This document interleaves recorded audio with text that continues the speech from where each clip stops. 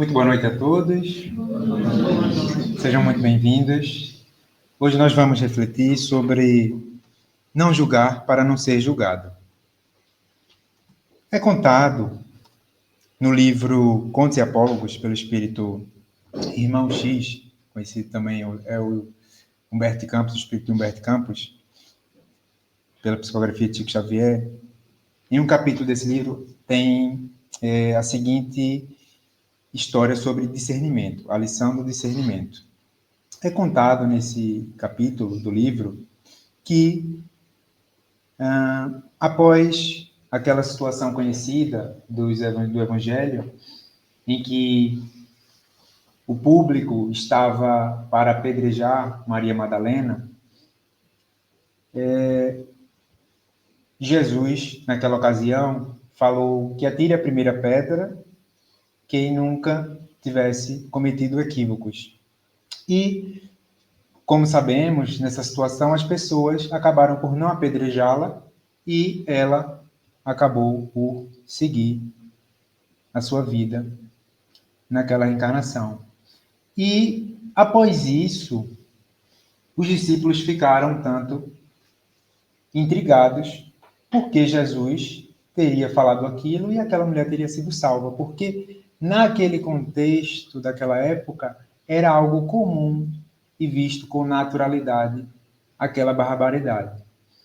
Então, particularmente Pedro ficou intrigado. E nesse texto vai dizer que Pedro, a questionar Jesus sobre a situação, acaba que é abordado por uma velha senhora que ouvia a conversa de Pedro com Jesus. Essa senhora diz que tinha presenciado o que aconteceu antes da população tentar apedrejar Maria Madalena, que foi a situação em que um homem teve um desentendimento com ali Maria Madalena e acabou por estimular a população a apedrejá-la indevidamente. Embora ela tivesse algumas condutas indevidas, não haveria ali a justificativa que aquele homem contou para a população. Então, Pedro fica surpreso, porque ele já tinha tomado uma decisão de que ela era culpada e que achava que Jesus teria feito algo errado em salvá-la daquele apedrejamento. Então Pedro pergunta, mas quem foi esse homem que falou isso, que fez essa situação? E aí a senhora aponta para quem seria, e ele começa a ir atrás desse homem. E, afinal das contas, ele se surpreende quando encontra que esse homem que teria feito isso era um conhecido dele. E no final desse momento que Simão Pedro se depara com esse homem que teria criado aquela situação de apedrejamento, Jesus fala: Pedro, não julguemos para não sermos julgados. Aprendamos, contudo, a discernir. Então, Jesus vai fazer uma distinção entre o julgamento e o discernimento, em que vamos aqui refletir hoje. É conhecido que no Evangelho de Mateus, no capítulo 7, Jesus disse: não julgueis para que não sejais julgados, pois com o juízo com que julgais, sereis julgados, e com a medida em que medis, sereis medidos. Nesse contexto, pode gerar alguma dúvida.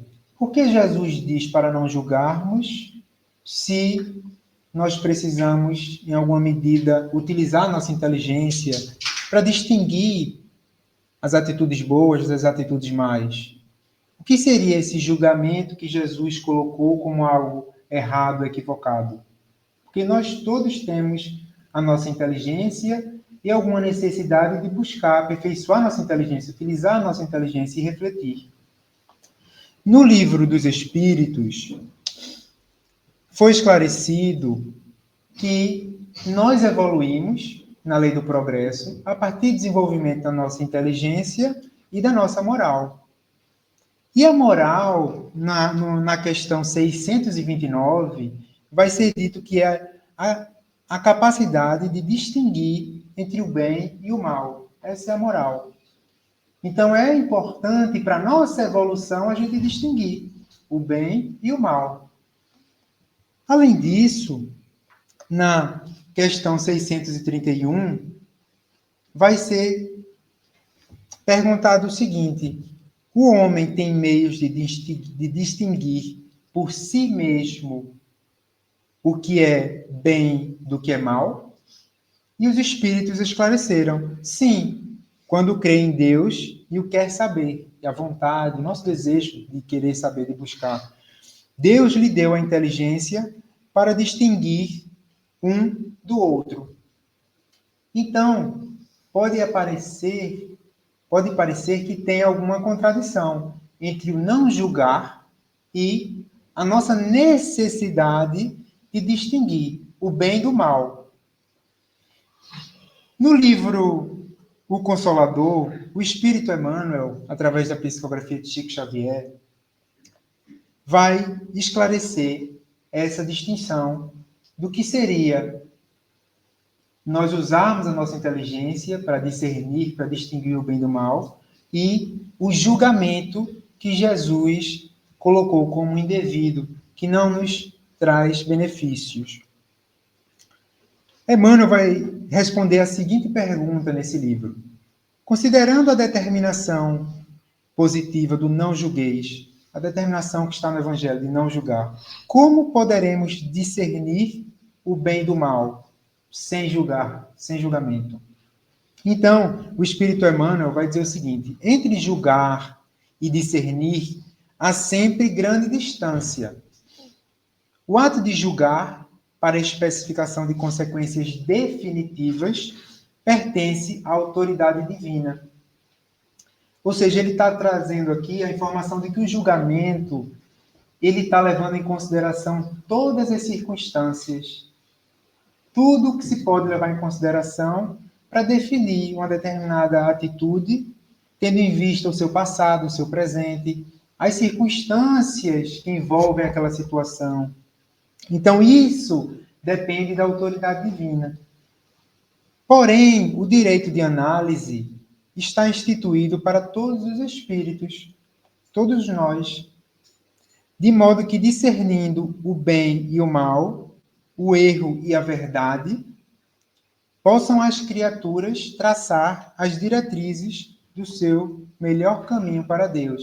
Então, o exercício da distinção do bem e do mal é saudável e é correto. Agora, chegarmos a conclusões definitivas sobre a conduta de alguém, mesmo a nossa conduta, que não conhecemos muitas vezes a nós mesmos com profundidade, e por isso a importância da busca do autoconhecimento, é sempre uma competência, uma atribuição de Deus. E por que é que o julgamento ele vai depender, ele vai ser uma atribuição de Deus e não nossa? Por que nós não devemos julgar, como Jesus nos disse? Por que é Deus que deve decidir essas questões, deve julgar? No livro Getúlio Vargas em Dois Mundos, psicografia de Wanda Canuti, do Espírito Essa de Queiroz, ele vai nos trazer um exemplo de quantos fatores são relevantes para se analisar um determinado acontecimento nas nossas vidas. Porque no nosso dia a dia, naturalmente, a gente já tem dificuldades de saber os fatos que acontecem no nosso mundo material. Seja fatos que aconteceram no nosso lar, na nossa casa, na nossa família, no nosso trabalho, na nossa vizinhança. Sejam outros fatos que aconteçam. É uma limitação natural a nossa percepção. A gente tem uma percepção limitada quanto à visão, quanto à audição, muito limitada. E isso já é um fator que limita muito o nosso poder, a capacidade de perceber, de compreender as circunstâncias necessárias para uma compreensão aprofundada das situações. Mas aqui nesse livro, ele vai referir também, vai demonstrar como exemplo, que o nosso pretérito, o pretérito das outras pessoas, tanto no plano espiritual como reencarnações anteriores que tivemos, também vai influenciar nos fatos que acontecem no na nossa jornada atual. Acontecem conosco e com outras pessoas. Nesse livro, no capítulo Num Tempo Remoto, que esse livro conta a história de um presidente do Brasil, nos anos de 1930, 1940, e vai contar um pouco da trajetória dele durante a reencarnação e também a trajetória dele após a desencarnação. E o fato é que na parte do livro que fala depois da desencarnação, ele passa a rever o plano reencarnatório que ele tinha para aquela reencarnação, que todos nós temos quando vamos reencarnar, um plano. Nós temos o plano reencarnatório. E ele passou a rever aquele plano reencarnatório para comparar com o que ele tinha cumprido naquela reencarnação. E depois dessa análise que ele fez do plano reencarnatório, ele passou, através de instrumentos tecnológicos que existem no plano espiritual, a rever a vida dele, a reencarnação dele, como se estivesse revivendo, para que ele pudesse fazer uma reanálise melhor do que ele fez, do que ele não fez naquela reencarnação. E, dentre esses acontecimentos que ele passou a rever, tinha um acontecimento na reencarnação dele que incomodava-o muito, que era um jornalista que era muito crítico constantemente dele, de Getúlio.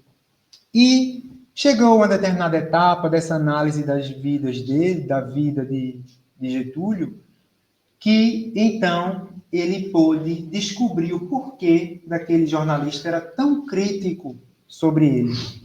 Ele foi então relembrar uma reencarnação muito antiga, na época que ele era um rei, Getúlio Vargas era um rei, na época provavelmente da Idade Média, e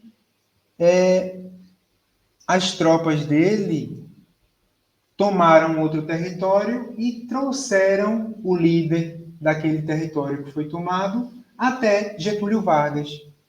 E aí ele passa a rever todas essas cenas em que ele, então, faz um festejo para comemorar a conquista daquele território e coloca aquele líder no meio do salão para ser humilhado durante todo aquele festejo. E, ao final, ele é executado de forma bárbara. E aí, após Getúlio Vargas ver o que ele tinha feito, ele diz que não se consideraria mais caluniado ou difamado, porque, em comparação ao que ele tinha feito para aquele homem, aquela crítica, quanto mais constante, era muito pouco. Porque a misericórdia divina, ela permite que os nossos desafios possam, as nossas pendências, que deixamos muitas das nossas reencarnações, possam ser pouco a pouco pagas de acordo com as nossas possibilidades. Porque não há nenhum desafio que nos é dado que nós não possamos suportar e superar.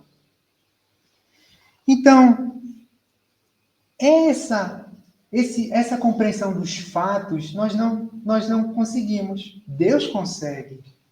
A inteligência suprema do universo, a causa primária de todas as coisas, e as suas leis que regem, e os instrumentos de Deus, que somos todos nós, cada um na sua jornada evolutiva. Então, essa limitação dos fatos é um dos pontos marcantes que impede qualquer julgamento sobre outras pessoas e até sobre nós mesmos. Então, além disso, há um outro fator para além dos fatos, que é a intenção. No Livro dos Espíritos, em diversos pontos, os espíritos superiores vão nos referir à importância, à relevância da intenção dos nossos atos? Qual a intenção dos nossos atos? No livro dos Espíritos, na questão 670, quando é perguntado, em alguns casos, os sacrifícios humanos praticados com intenção piedosa poderiam ter sido agradáveis a Deus? Os sacrifícios que se fazia muito antigamente, com intenções supostamente boas. Então, o que é que os espíritos responderam? Jamais será agradável a Deus. Porque um fato, ou ele é bom ou é mau, independente da intenção. Mas, com relação à responsabilidade de quem pratica isso, de quem faz um sacrifício com a boa intenção, para aquelas épocas em que o desenvolvimento moral, espiritual, intelectual era outro, vai ser julgado de acordo com a intenção, aquela capacidade. Então, à medida que desenvolvemos a nossa inteligência, a nossa moral, vamos sendo mais responsáveis pelas nossas atitudes. Porque temos uma maior compreensão dos efeitos que aquilo causa para as outras pessoas, do impacto e da nossa responsabilidade. Em outro momento do livro, na questão 902, será repreensível cobiçar a riqueza quando se é levado pelo desejo de fazer o bem? Perguntou Allan Kardec aos espíritos. É repreensível querer a riqueza se a intenção for fazer o bem? O que é que os espíritos responderam? Não resta dúvida de que tal sentimento de fazer o bem com a riqueza é louvável quando puro. Os espíritos sabem o nosso estágio evolutivo atual. Então, eles adequaram as respostas ao nosso estágio evolutivo atual. Então, eles botam quando esse sentimento seja puro. Mas será sempre bastante desinteressado esse desejo? Será que o nosso desejo vai ser sempre assim desinteressado? Não ocultará nenhuma intenção pessoal dissimulada? Na maioria das vezes, a primeira pessoa a quem desejamos fazer o bem não será a nós mesmos? Então, os espíritos aqui respondem essa questão, deixando claro que a intenção é o importante. E é a intenção real. Não é uma intenção dissimulada. Os espíritos aqui acabam por também nos dizer que é muito importante nós sabermos a nossa intenção real. Refletir sobre as nossas intenções, porque, por vezes, podemos buscar nos auto-enganar, pensando em uma suposta intenção de beneficiar os outros, mas está lá a intenção de primeiro nos beneficiarmos. Então, isso tudo é considerado por Deus. Nós mesmos não conseguimos saber a intenção dos outros. E muitas vezes não estamos atentos às nossas próprias intenções. Como então vamos julgar as outras pessoas ou até mesmo nos julgarmos? Então, são várias aqui as limitações que nós temos para julgar a respeito dos outros. Mas Jesus, no seu ensinamento do não julgueis, não apenas ficou por aí. Ele continuou a dizer o seguinte no Evangelho de Mateus, na continuidade daquele texto do não julgueis. Por que vês o cisco no olho do teu irmão e não percebes a viga, algo muito maior, no teu olho? Como dirás ao teu irmão, deixa que eu retire o cisco do teu olho, o pequeno cisco do teu olho, e temos uma viga, algo grande nos nossos olhos. Então Jesus diz, hipócrita, retira primeiro a ordem, as coisas têm que ter uma lógica. Retira primeiro a viga do teu olho. Primeiro tira o que tem no nosso olho e depois, então, poderemos ver com profundidade, ver com qualidade para retirar o cisco do olho do teu irmão. Porque nós temos todos uma jornada evolutiva em que ela é baseada no mérito, no esforço, na boa vontade. E isso tudo é algo que flui de nós mesmos.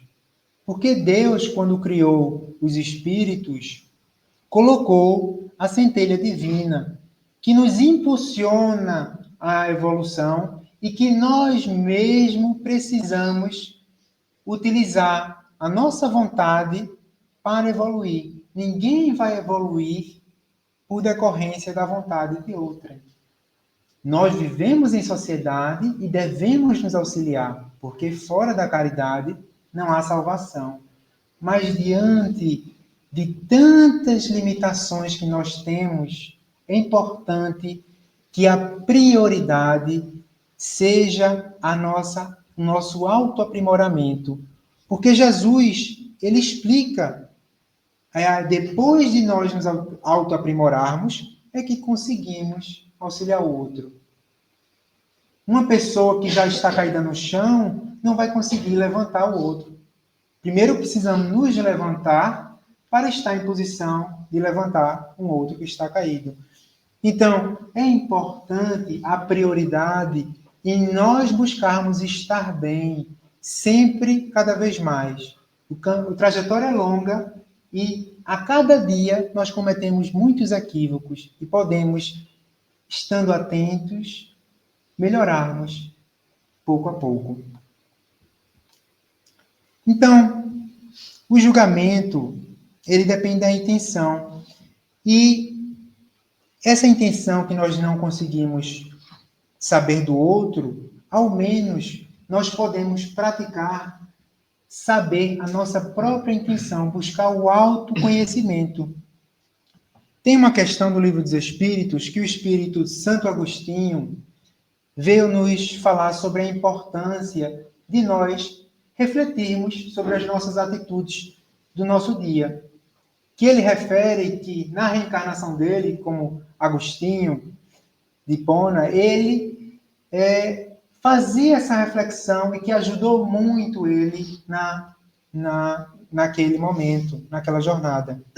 Que era, ao fim de todo dia, ele passava a refletir sobre o que tinha acontecido. E ele dá uma série de orientações práticas de como nós podemos fazer isso.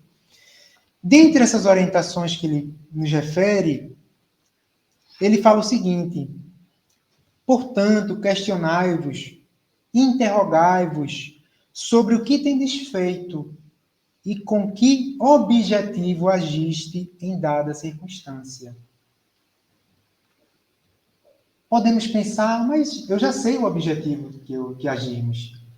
Não sabemos tanto assim, porque no dia a dia, muitas vezes na correria, nos desafios, nós temos muito pouco tempo para refletir. Faz parte também dos desafios. Mas é importante que em algum momento do nosso dia nós possamos revisar qual foi a intenção, o objetivo daquilo ou daquele outro ato que praticamos. Se fizeste alguma coisa que censurarieis, se feita por outrem.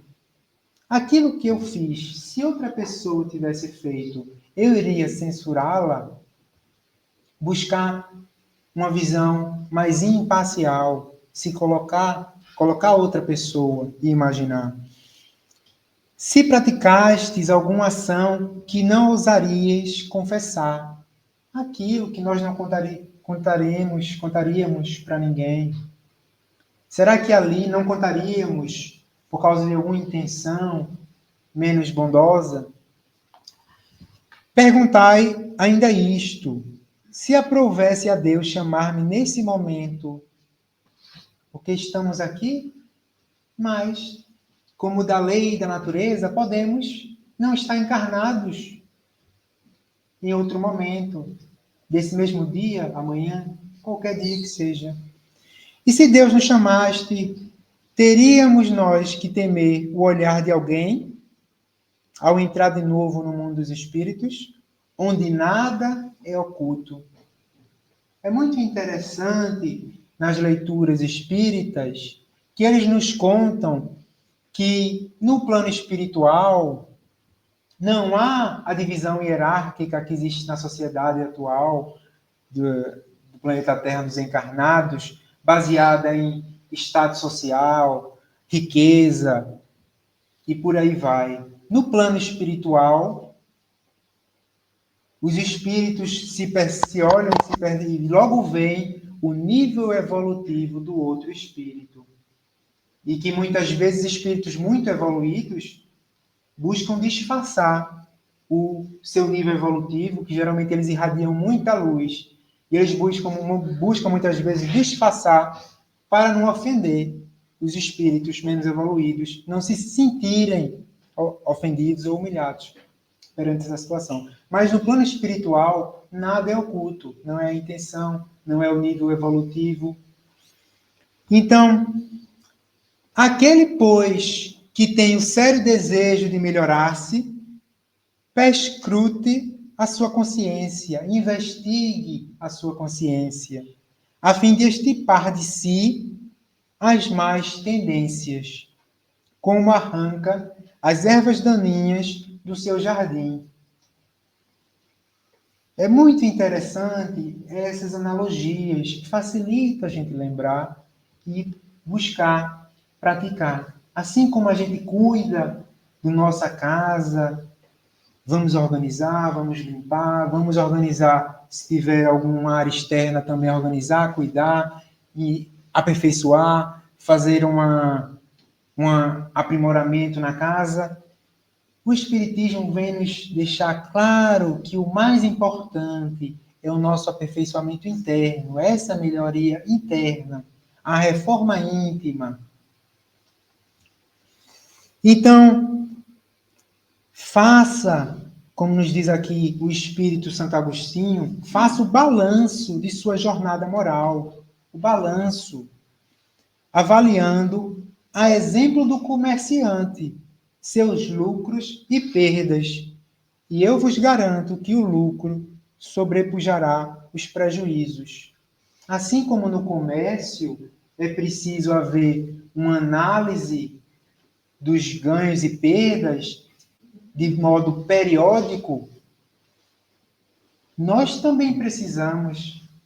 E se nós não fizermos isso, assim como o empreendimento, uma sociedade, ela tende a não se desenvolver como deveria, nós também não. Porque nós não analisamos o que foi mal e o que podemos melhorar. E repetimos no dia seguinte o mesmo erro que cometemos no dia anterior, sem sequer ter a intenção de melhorar aquele erro, porque não temos consciência dele, não analisamos ele. Então, é importante que nós busquemos essa análise íntima. No Livro dos Espíritos também é esclarecido, quando os espíritos perguntam se seria erro, equivocado, analisar os defeitos dos outros. É errado analisarmos os defeitos alheios? Os espíritos respondem, depende. Qual é a intenção da análise? Qual é a intenção da análise? É buscarmos aprender com os erros dos outros para não cometermos e buscarmos superar aquela determinada falha? Ou o objetivo é espalhar, é comentar? Se for o objetivo comentar e espalhar, não é proveitoso. Se o objetivo é analisarmos para nosso aproveitamento íntimo, não fazermos aquilo, então é proveitoso.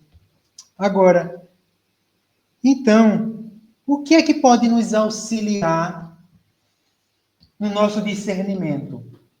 Julgar enquanto análise última, definitiva, compete a Deus. Mas devemos discernir o bem do mal. E o que é que nos pode auxiliar? Muitos instrumentos, muitos métodos podem nos auxiliar para o discernimento, distinguir o bem do mal. E vamos aqui refletir sobre algum deles. No Livro dos Espíritos, na questão 632, foi perguntado o seguinte, Allan Kardec perguntou o seguinte aos espíritos superiores: por estar sujeito ao erro, o homem não pode enganar-se na apreciação do bem e do mal e crer que faz o bem quando na realidade faz o mal? Nós podemos nos enganar? Fazer algo a pensar que estamos a fazer o bem e estamos a fazer o mal? Os espíritos respondem: Jesus vos disse: vede o que gostarias que vos fizessem ou não vos fizessem. Tudo se resume nisso. Não vos enganareis.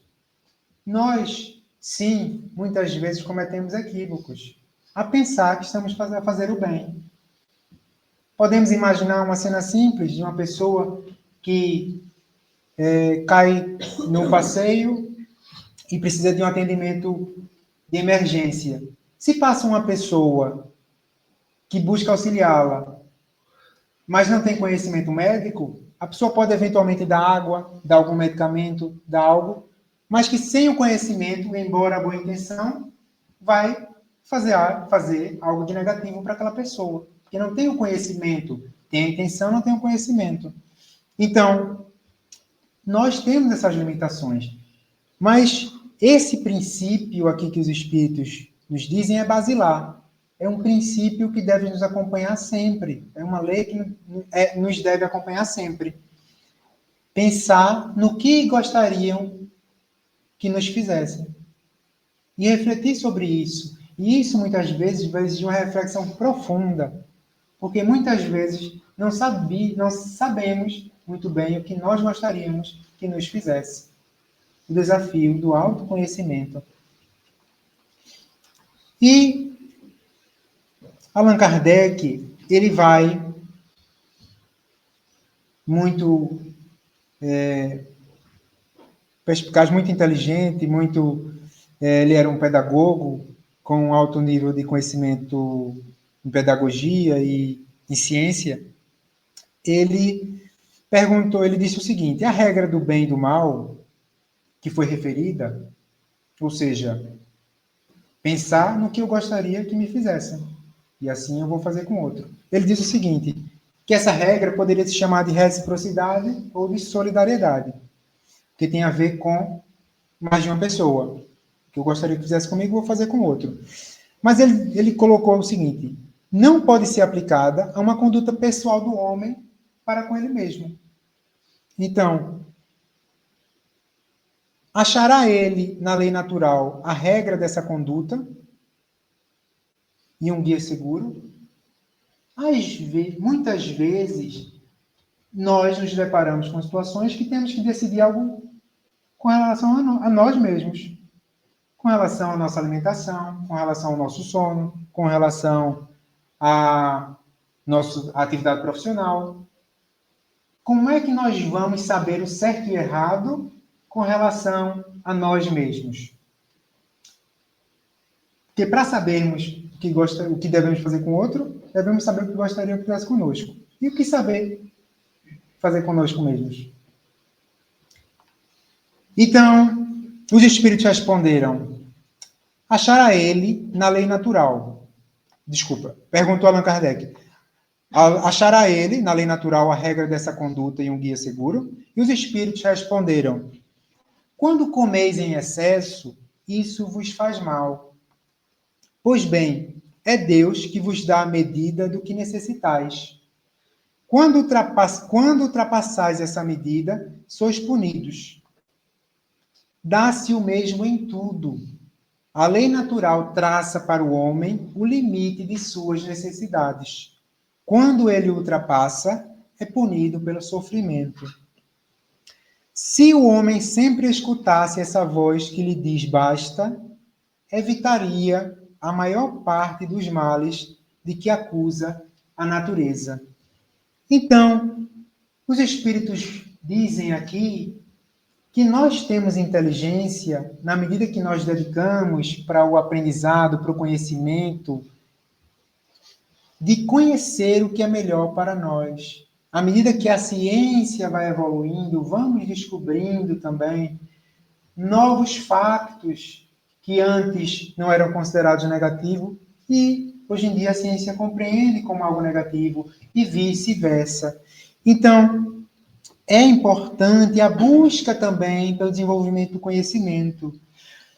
Vai constar no Evangelho de Lucas, capítulo 4, o seguinte: Jesus dirigiu-se a Nazaré, onde fora criado, e entrou na sinagoga, onde os judeus se reuniam para os atos religiosos.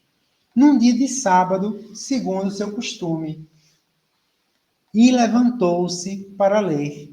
Então, Jesus, o espírito mais evoluído, que nós temos conhecimento, governador espiritual do planeta Terra, desde a formação geológica do planeta Terra, quando os nossos espíritos, nosso princípio inteligente não tinha sido criado ainda, ele deu o exemplo da importância de nós buscarmos o conhecimento.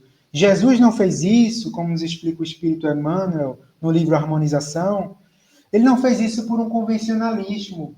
Ele se levantou para dar o exemplo, para que nós também nos esforcemos. Naquele momento, Jesus leu o Antigo Testamento, que era o texto mais importante que se tinha naquela época, que Jesus veio justamente a aprimorar com seus ensinamentos e seus exemplos.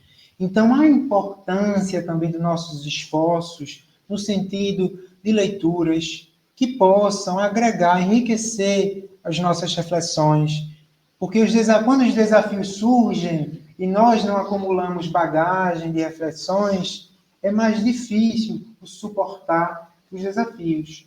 Então, que possamos buscar os bons hábitos das leituras, como Jesus nos exemplificou neste momento.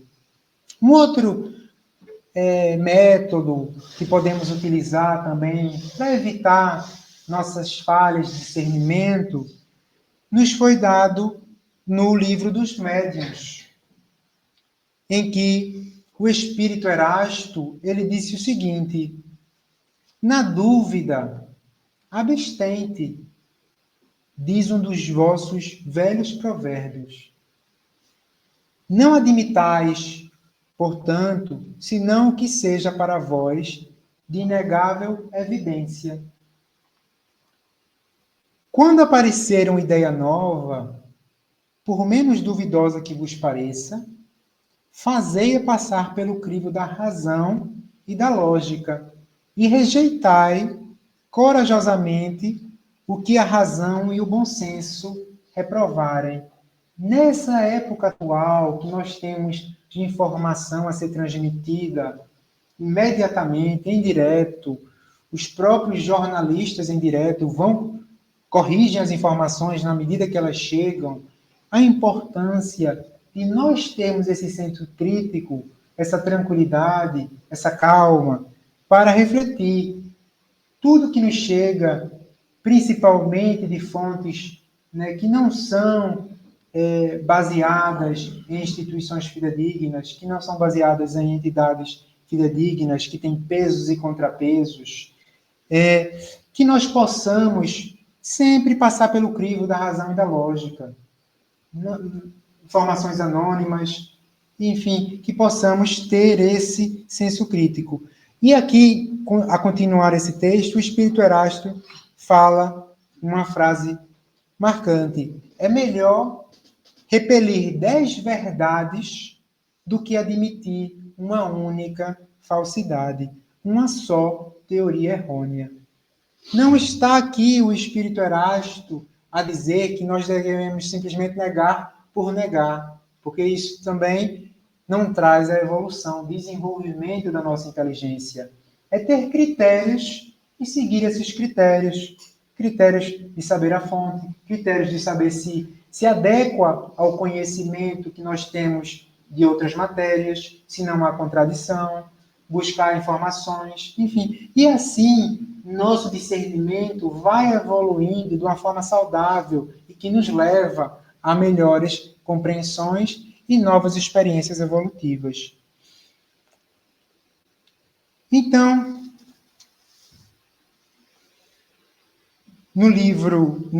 no Evangelho, Jesus vai também falar um outro elemento essencial para a nossa distinção do bem, do bom e do mal, que é a questão do nosso sentimento, das nossas emoções.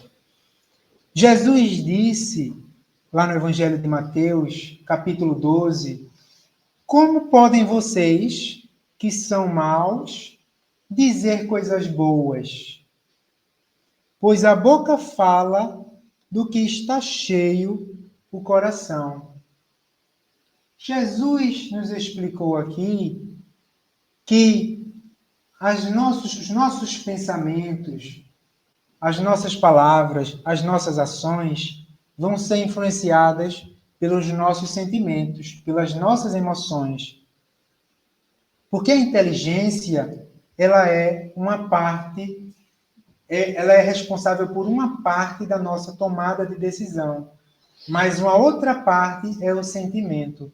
Como nos explica o espírito Aulus no livro Instruções Psicofônicas e Psicografia de Chico Xavier, no capítulo 41, Sentimento, ele vai nos explicar, a fazer uma analogia com uma câmera fotográfica antiga, que se a inteligência é a luz que entra pela câmera, existia uma película sensível que era impregnada pela luz. E que, assim como na câmera antiga, uma deficiência nessa película estragava e causava problemas e danos à imagem que se formava, conosco também acontece isso. A nossa decisão final depende da nossa inteligência, que seria a luz.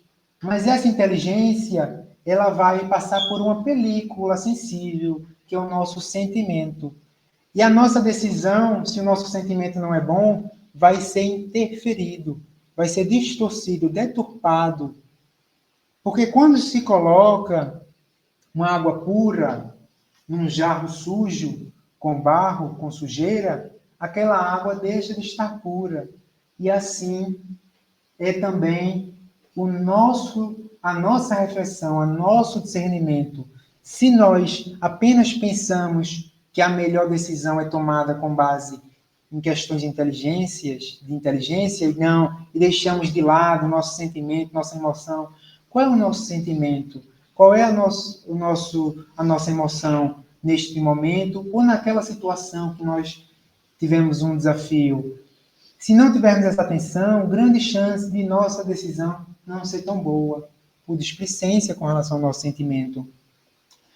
Livros hoje em dia que vão estudar como nós tomamos decisão, como o livro Ruído, Por que tomamos más decisões e como podemos evitá-lo, que tem 3 autores, dentre um deles tem o prêmio Nobel, Daniel Kahneman, vai investigar que as decisões elas são muito influenciáveis pelo sentimento, assim como Jesus nos disse há 2000 anos atrás. Vai ter estudos neste livro que os juízes tomam decisões mais negativas após o fim de semana que a equipe de futebol que eles torcem perdeu. Eles comparam dezenas, milhares de decisões e conseguem fazer essa distinção. Após a equipe de futebol perder, as decisões são mais pesadas, em termos de pena, de penalidade, de sanção, no caso, ação criminal. Então, mas isso é uma realidade de todos nós, do nosso estágio evolutivo. Nós somos muito influenciados pelos nossos sentimentos, pelas nossas emoções. A importância de nós termos em consideração isso e buscarmos conhecer as nossas emoções e buscar ter critérios bem delineados para as nossas decisões, com base nos ensinamentos de Jesus. Então, Jesus nos legou, na sua última ceia, antes do sacrifício, que deveríamos amar um ao outro como ele nos amou. E nesse sentido, relembramos aqui uma história de Edivaldo Pereira Franco, em que ele, que voltou à pátria espiritual esta semana, ele estava na sua mansão do caminho, que havia inaugurado já há alguns anos, conforme narra no livro de Valdo Franco, a trajetória de um dos maiores médiuns de todos os tempos, uma biografia de uma jornalista chamada Ana Lande. Nas vésperas do Natal de 1954, uma criança, ainda com os vestígios do parto, foi encontrada em uma lata de lixo, em frente à mansão do caminho. Trabalhadores da instituição notaram algo que, de início, julgaram ser um animal. Ao perceberem o engano, correram e chamaram Divaldo. O médium, Divaldo, que ficou extremamente comovido, fez de tudo para salvar o recém-nascido, com a ajuda de colaboradoras. Higienizou, aqueceu e alimentou o bebê. Passado o susto, resolveu que registraria o menino em seu nome, como já havia feito com vários outros. Então, naquela oportunidade, ele foi até o cartório para registrá-la. E, diferente das outras, ele queria registrar agora com o seu apelido essa criança. Aquela criança negra, maltratada, chamou a atenção do notário, que trabalhava no cartório, que ia fazer o registro. Ele perguntou: essa criança é sua? E Divaldo respondeu: é sim, sou o pai. E como vai chamá-la? Naquela época, não havia os cuidados que tem hoje, que o Estado possui de cuidar de pessoas, de crianças abandonadas, terem locais específicos. Eram situações em que a criança ficava e morria sem ser acolhida. As instituições vão evoluindo, mas depende de cada pessoa fazer a sua parte. E naquela época, muito mais. Então, o notário perguntou: e como vai chamá-la? Então, Divaldo deu o nome de um espírito que brincava com ele quando ele era criança. Divaldo sabia que essa criança era a reencarnação daquele indígena, aquele espírito indígena que brincava com Divaldo na infância dele. E deu o nome Jaguaraçu Pereira Franco. E o notário perguntou: preciso do nome da mãe. E Divaldo respondeu: não tem mãe, é filho de mãe desconhecida. O funcionário não aceitou a desculpa e disse: olha, rapaz, eu já vi de tudo. Vejo muitos filhos com pai desconhecido. Agora, de mãe, acho impossível. É filho da empregada? Perguntou. Então, Divaldo, nessa situação, sem saber o nome da mãe, ele podia dizer que era o pai, porque o pai é muito mais do que dar luz, do que fecundar. Pai tem um significado amplo, e Divaldo poderia dizer que era pai. Mas dizer o nome da mãe, ele não sabia qual era o nome da mãe. Então, nessa situação, veio o espírito de Alta de Souza, que auxiliava Divaldo, e disse que poderia colocar o nome dela, auxiliou Divaldo para que surgisse ali algum nome. E assim, colocou como nome de mãe Alta de Souza. E assim saiu, ele conseguiu registrar aquela criança e Jaguaraçu viveu até os 44 anos, quando morreu vítima de um ataque cardíaco. E, então, vemos aqui uma imagem desse livro, biográfico de Divaldo Pereira Franco, em que Divaldo está com 29 anos e que mais de 200 crianças já haviam sido adotadas por ele, crianças abandonadas. E das 650 que ele adotou em toda a sua reencarnação atual, e o exemplo de que não precisamos estar preocupados em julgar quem quer que seja. O nosso papel é fazer o bem. E antes de se preocupar com quem abandonou cada criança, acolher a criança e dar todo o amor que é preciso, amando assim uns aos outros, como Jesus nos convidou.